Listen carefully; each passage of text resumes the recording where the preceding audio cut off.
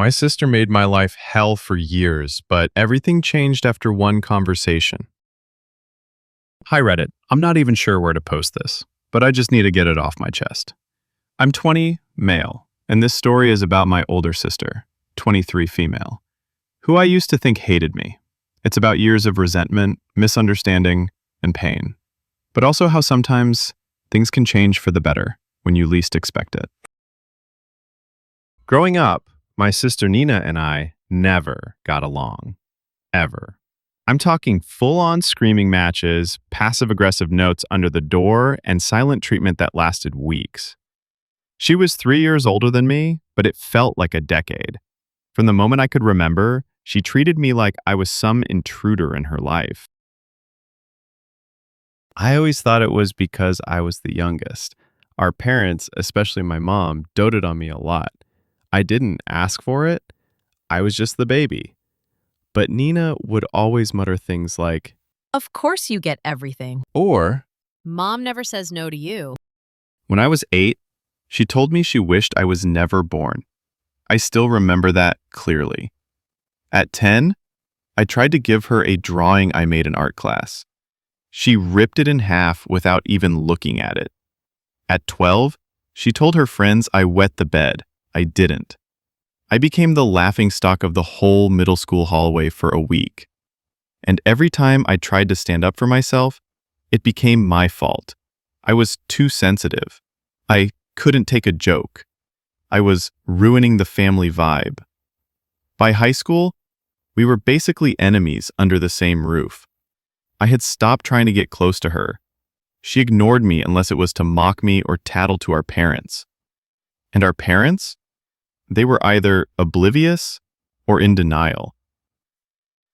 Once, during sophomore year, I was crying in my room because she had told a girl I liked that I was a creep and a weirdo. The girl ghosted me after that. My mom told me I was overreacting and that Nina was just being protective. I wanted to scream. By the time I turned 17, I counted the days until she'd leave for college, and when she finally did, I thought I'd finally breathe. I did, for a while. We didn't speak much after she moved out. I never texted her, and she never texted me. Holidays were stiff. She came home but never really came home, if that makes sense. And honestly, I didn't care.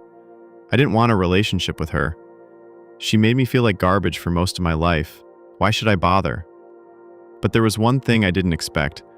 I missed the noise. I missed someone being in the house, even if it was someone who didn't like me. It felt too quiet, too still. But pride kept me from ever reaching out, until last Christmas. It was our first Christmas where both of us were technically adults. I was back from my first semester in college.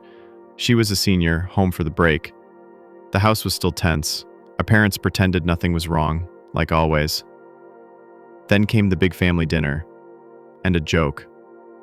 Our uncle, the funny one, said something like, I bet you two still fight like cats and dogs.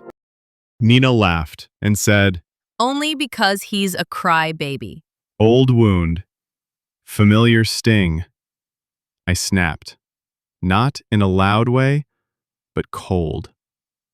I stood up, said, Thanks for the reminder, and left the table. Nobody followed, except her. I was sitting in the backyard, pacing with my hands in my pockets. She came out and leaned against the doorframe. Didn't mean it like that. She said. Yeah, well, you never do, right? I said, not looking at her. There was a long pause. Then she said something I didn't expect. You were always the favorite, you know. I never stood a chance. I turned around, confused. What are you even talking about? She stared at the ground, arms crossed. Mom and Dad were always on your side. You could do anything and they'd still praise you. I felt like I had to fight for attention every single day. I scoffed. You bullied me for years because you were jealous? I wasn't jealous. She said. I was angry. I was hurt. I don't know, a kid, I guess. And I took it out on you. I'm sorry.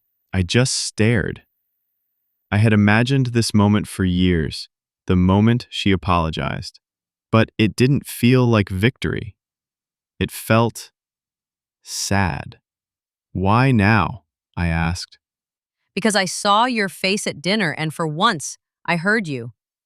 You looked like I used to feel. We talked for 2 hours that night about everything. Our childhood, the pressure she felt being the eldest, the pressure I felt trying not to cry in front of her, the damage we both carried, silently. It wasn't magical. It didn't fix everything overnight, but it was real. For the first time, we were two people trying to understand each other. Since then, things have changed. We text now. We even share memes. She gave me advice on dealing with roommates, and I helped her design a presentation for her internship. Last week, she called me. No reason, just to talk. I still mess up, She said, but I want to be better. I want us to be siblings, not strangers. I said, me too. And I meant it.